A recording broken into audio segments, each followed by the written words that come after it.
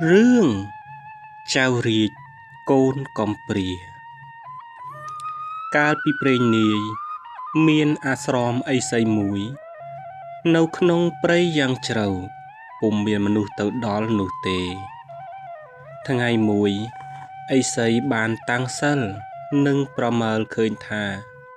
នៅថ្ងៃនេះនឹងមានក្មេងប្រុសម្នាក់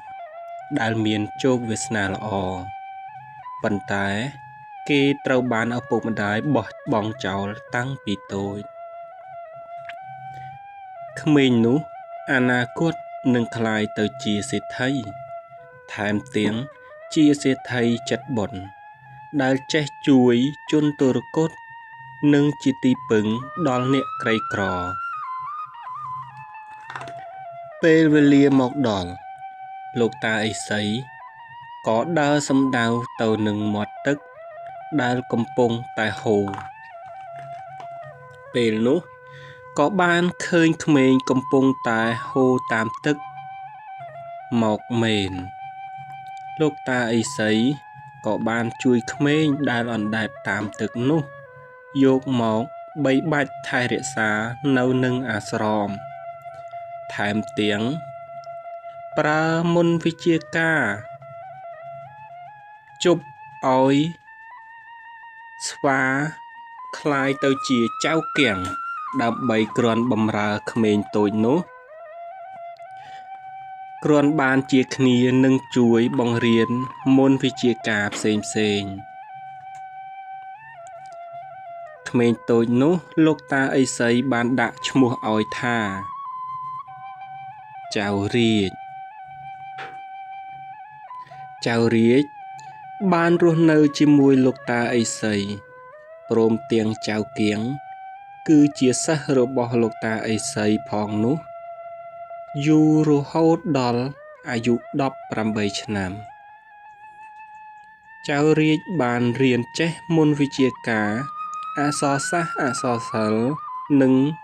ជំនាញផ្សេងយ៉ាងស្ទាត់ជំនាញលុះយប់ឡើងគឺជាយប់ថ្ងៃពេញបូរមីថ្ងៃនេះចៅរាជរសេះរសោះចិត្តយ៉ាងម៉េចមិនដឹងទេភ្លាមនោះចៅកៀងក៏បានហៅចៅរាជថាចៅរាជលោកតាឥសីមក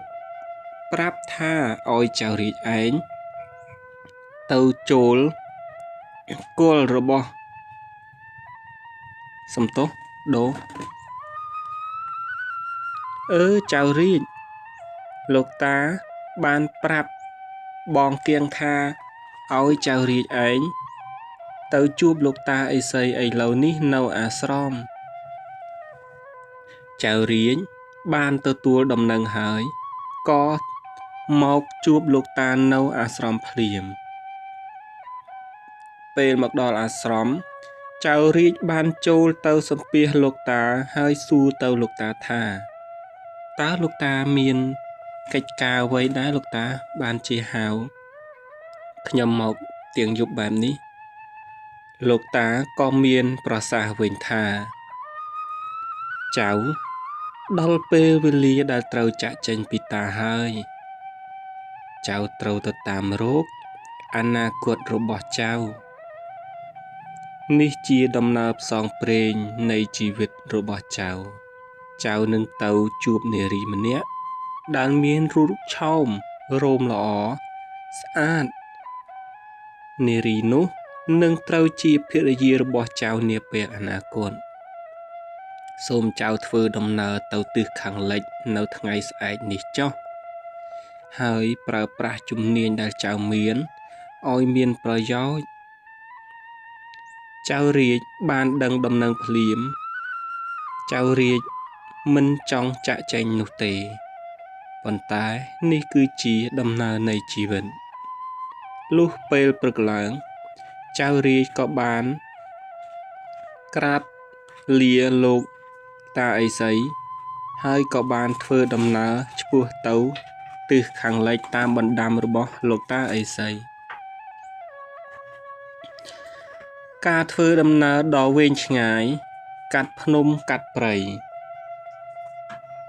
យប់ត្រង់ណាដេកត្រង់នោះនៅយប់មួយ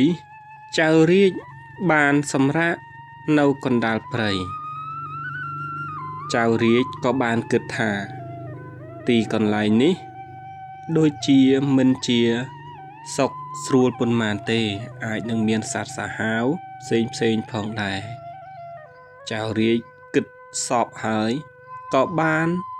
ឡើងលើដើមឈើធំមួយហើយក៏សម្រាកនៅលើដើមឈើនឹងឯង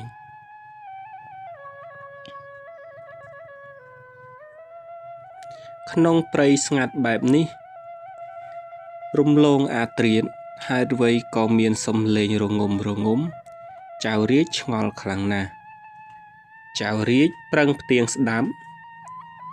ហើយក៏បានសម្លឹងរកតាមសំឡេងនោះស្រាប់តែឃើញចៅមួយក្រុមកំពុងតែប្រជុំគ្នាដើម្បីទៅប្លន់ផ្ទះរបស់លោកសេដ្ឋីនៅភូមិខាងមុខចៅរាជបានស្ដាប់និងបានដឹងយ៉ាងច្បាស់នៅគម្រោងការរបស់ក្រុមចៅបំរុងនឹងចាប់ផ្ដើមប្លន់ថ្ងៃណាបើគិតទៅតែ2-3ថ្ងៃទៀតប៉ុណ្ណោះលុះពេលព្រឹកឡើងចៅរាជក៏បានធ្វើដំណើរបន្តទៅមុខទៀតពេលទៅដល់ភូមិខាងមុខចៅរាជក៏បានសាកសួរអ្នកភូមិអំពីផ្ទះរបស់លោកសេដ្ឋីពេលដែលបានដឹងហើយចៅរាជក៏ធ្វើដំណើរត្រង់ទៅផ្ទះលោកសេដ្ឋីនឹងឯងចូលទៅដល់ក្នុងផ្ទះលោកសេដ្ឋីចៅរាជបានសុំលោកសេដ្ឋីស្នាក់អាស្រ័យ 2-3 ថ្ងៃដោយខ្លួនគឺជាមនុស្សខ្ចាត់ព្រាត់គ្មានទីស្នាក់អាស្រ័យនោះទេហើយក៏គ្មានលុយឲ្យថ្លៃស្នាក់អាស្រ័យនោះដែរចៅរាជបានសន្យាថានឹងខិតខំប្រឹងប្រែងធ្វើការជួយលោកសេដ្ឋីដោយដោះដូរអាហារ3ពេលតែប៉ុណ្ណោះលោកសេដ្ឋី